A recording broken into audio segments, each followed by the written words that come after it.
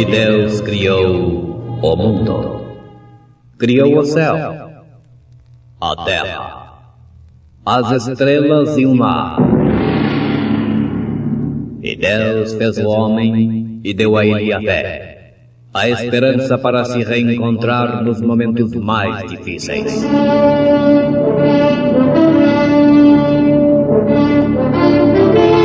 E num esforço supremo para levar Deus até você, aqui está o pregador da fé. Pastor Joaquim Gonçalves nos traz fé para vencer.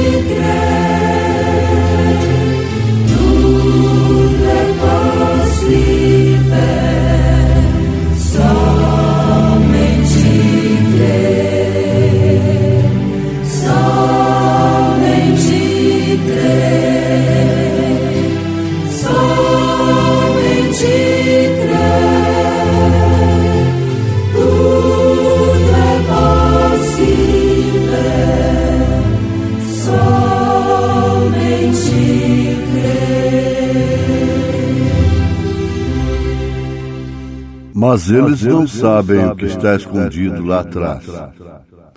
Portanto, se há algum conforto em Cristo, se há alguma consolação de amor, se há alguma comunhão no Espírito, se há alguns entranháveis afetos e compaixões, completai o meu gozo para que sintais o mesmo, tendo o mesmo amor, o mesmo ânimo, sentindo uma mesma coisa.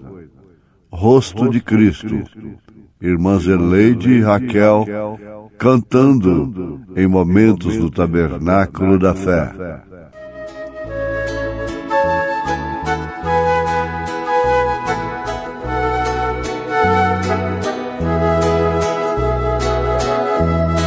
Sempre que leio o Evangelho que fala da vida do meu Salvador, eu fico pensando como seria o rosto bendito do amado Senhor. Ele não era belo, disse o profeta, homem sofrido e trabalhador, como raiz em terra sedenta, a quem a humanidade não deu valor.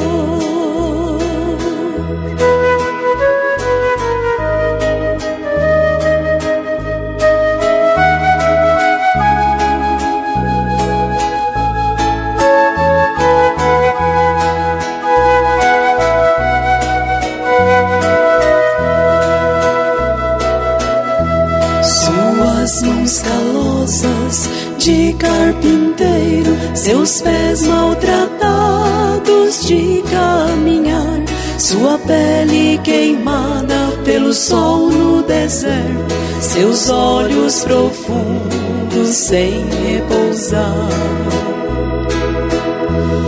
As suas palavras inspiravam ternura, sua voz, seu olhar transbordavam de amor. Um dia o verei, não com os olhos da fé, verei face a face como é meu Senhor. As suas palavras inspiravam ternura, sua voz, seu olhar, transbordavam de amor. Um dia o verei, não com os olhos da fé, verei face a face, como é meu Senhor.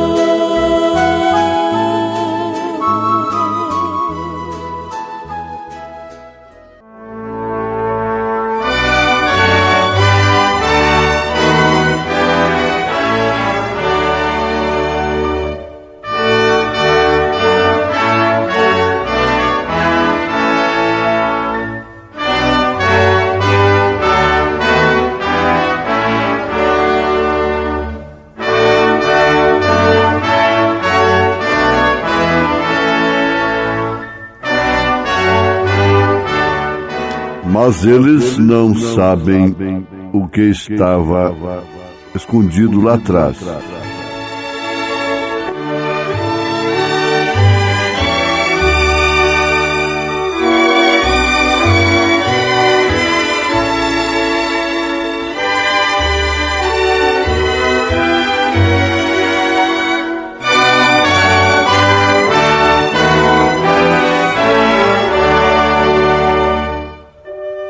Ouvintes, uma das mais terríveis posição do homem é criticar, é ser crítico. Há pessoas que têm um espírito de criticar. Elas nunca sentem-se felizes com o sucesso dos outros, mas sempre criticando. Uma crítica que expressa inveja, e a inveja, por sua vez, é falta de capacidade para realizar. E o pior de tudo, que todos os críticos terminam criticando sem conhecimento de causa. Isso é que é o pior. Ouvem, acham e até mesmo veem. O profeta disse na mensagem Testemunho que lá nos Estados Unidos, uma testemunha de um acidente ou de um crime não podia ter entre si e o fato que estava acontecendo um vidro. Um vidro de uma loja, de um vitrô. Esse vidro anula o testemunho da pessoa. Isso quer dizer, põe em dúvida o testemunho da pessoa. Tendo conhecimento de causa, ainda falta aquilo que lhe compete criticar. Lhe compete criticar, mesmo tendo conhecimento de causa absoluta. Agora, criticando sem conhecimento de causa, eles qualificaram Jesus como bastardo, como um filho ilegítimo. E, por fim, eles foram mais profundo, que ele tinha Belzebu, o príncipe dos demônios. A que situação chegou aquele povo, aqueles homens, a ponto de dizer que o Deus encarnado tinha Belzebu. Ora, quanto maior é a manifestação, mais evidente a manifestação de Deus, maior é o pecado dos que ficam do lado de fora, dos que não podem ver esta manifestação, esta evidência. Na mensagem do Desvelar de Deus, nós baseamos este comentário. Mas eles não sabem o que está escondido lá atrás. E por isso blasfemam, por isso julgam de qualquer maneira, de uma forma inconsequente. Não é fácil conviver com a manifestação de Deus, com o evento de Deus, porque sempre ele realiza, ele faz através de homens. E sendo homens, são homens. Aí onde mora o perigo. Muitos são conhecidos, conhecem seus erros, suas falhas, sabem criticá-los, concordar no que acerta, no que não acerta, para eles discorda livremente. Então é um tempo mais perigoso que existe. É um tempo em que Deus está se manifestando. Durante os 7 períodos da igreja, compreendendo Éfeso, Esmirna, Pérgamo, Tiatira, Sardes, Filadélfia e agora Laodiceia, Deus sempre manifestou a si mesmo, a sua palavra, através de homens, através do mensageiro,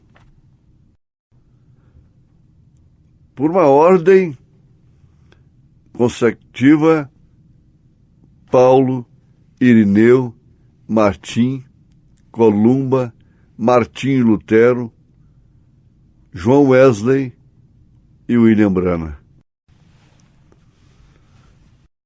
Agora, até hoje, os eruditos, os que escrevem, os que estudam, os historiadores, eles têm o lado da crítica a respeito de cada um deles. Mas, na verdade, é uma posição, é uma missão que a pessoa deveria fugir dela como se foge da perdição eterna. É criticar. Porque termina criticando sem conhecimento de causa. Termina promovendo julgamento errado, agindo de uma forma inconsequente. Agora, não sabendo o que está atrás, é que é o problema.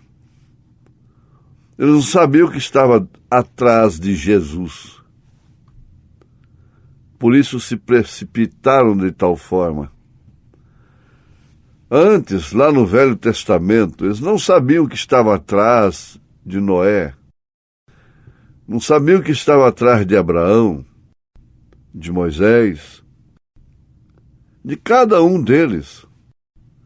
Homens sujeitos às mesmas paixões que nós somos.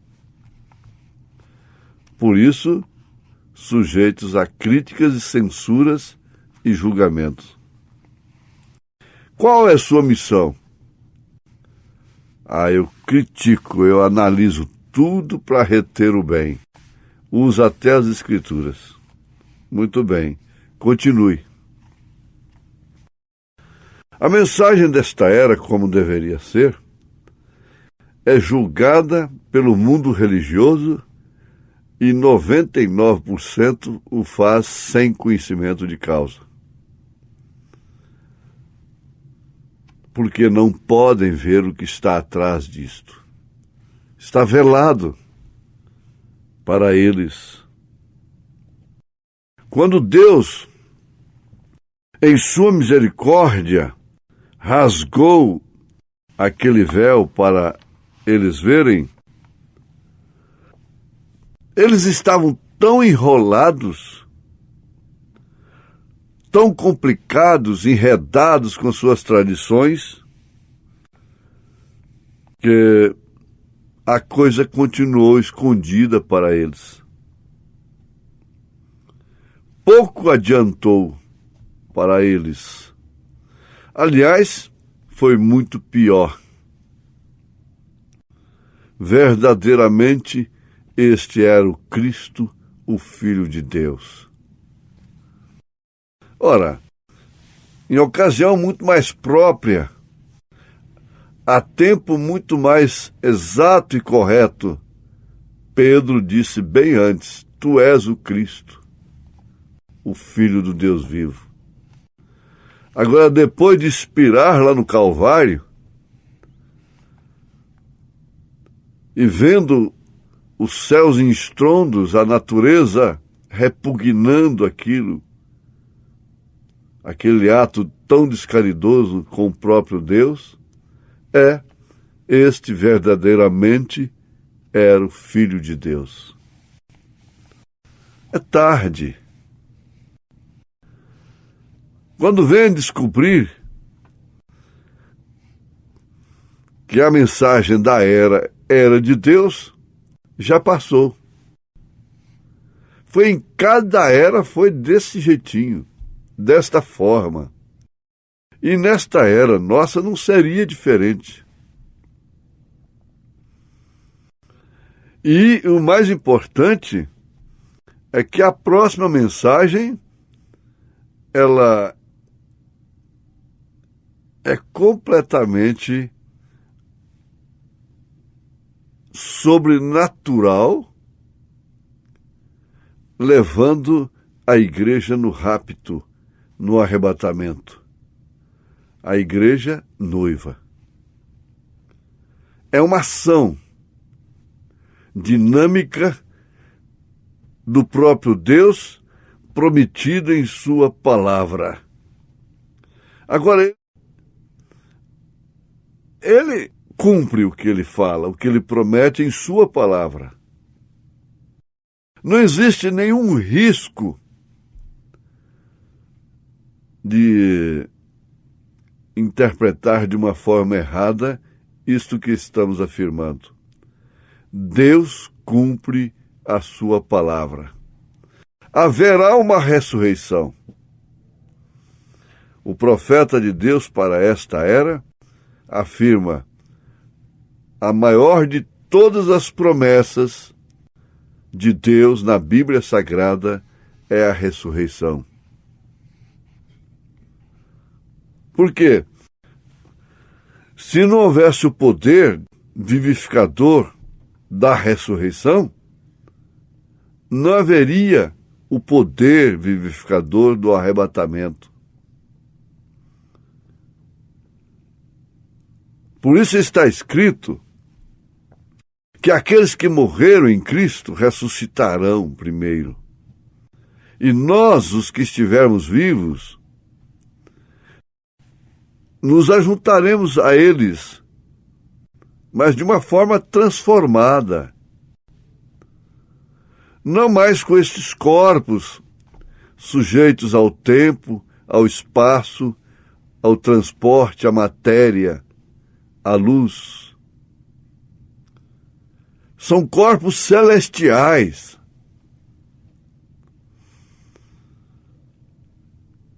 São pessoas às quais esse poder não ficou velado. Quando o véu rasgou de alto a baixo, lá atrás, antes daquilo, quando aquilo estava acontecendo e depois de acontecer, esses eleitos creram e viram o que estava lá dentro. É muito bonito. É maravilhoso, é simplesmente maravilhoso ser crente desta forma, porque nós estamos enfrentando a cada dia o desafio de que nós não somos eleitos, de que nós não somos predestinados, de que nós não somos nem mesmo salvos. O eleito enfrenta esse desafio dioturnamente. Não resta dúvida. Quero repetir isto com firmeza e clareza. O eleito predestinado da noiva de Jesus Cristo enfrenta um desafio dioturno, que ele não é eleito, que ele não é predestinado e que nem mesmo é salvo. Pode escrever isto. Se você não é desafiado desta forma, tem alguma coisa de errada. Agora veja quem foi que desafiou a Jesus Cristo. Quem foi que o colocou, muitas vezes, no canto da parede, se podemos dizer assim. Ele foi tentado dia e noite para negar o que ele era, mas não teve como fazê-lo. O profeta disse que ele até tentou evadir-se, mas não teve como fazê-lo. Por quê? Isso que nós vemos, nós não vemos por mérito próprio, por qualidades próprias. É Deus me amou e aborreceu a outro. Deus te amou e aborreceu a outro. Eu estou citando a Bíblia. Deus amou a Jacó e aborreceu a Esaú. E Paulo vai mais adiante, perguntando, faz Deus acepção de pessoas? Diz, não. Ele é soberano.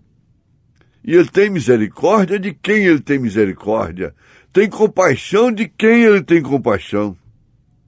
Deus está à vista para você. Em qualquer lugar você vê Deus. Você vê o cumprimento da palavra. Mas aquele que não é revelado não vê Deus. De uma forma global, em tudo, até no mal. Na mulher perdida, no homem perdido, você vê a Escritura se cumprindo.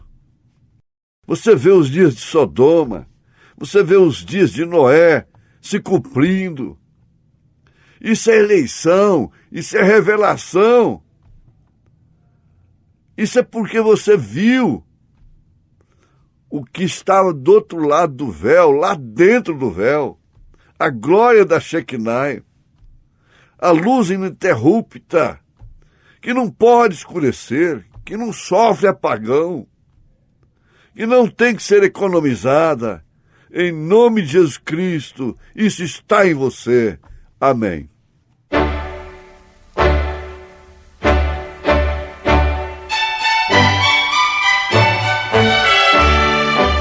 Ouvintes, voltem a nos ouvir amanhã novamente, neste mesmo horário, nesta emissora, se o Senhor nos permitir, com fé no Filho de Deus, a fé que vence o mundo.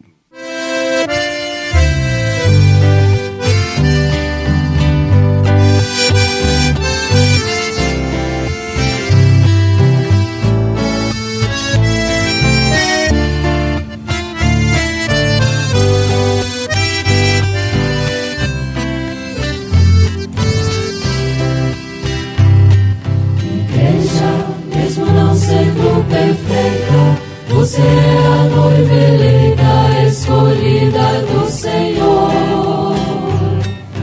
Tem em sua história as arenas, um povo santo que suas vidas entregaram com amor. Levaram até o fim a amarga cruz e lá no céu com meu Jesus por uma coroa trocaram.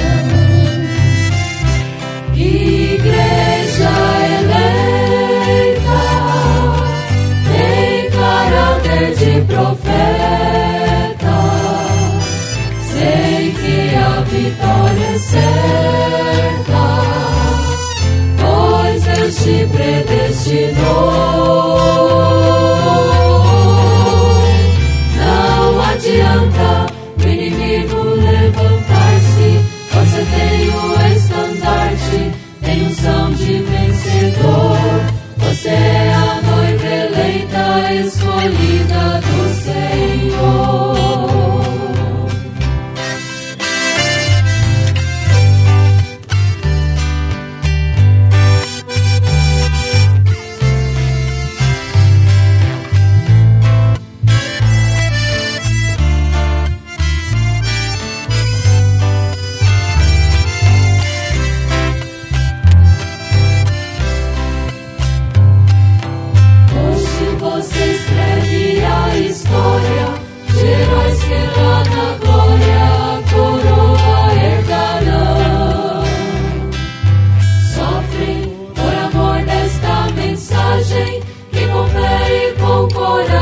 Conseguiram proclamar,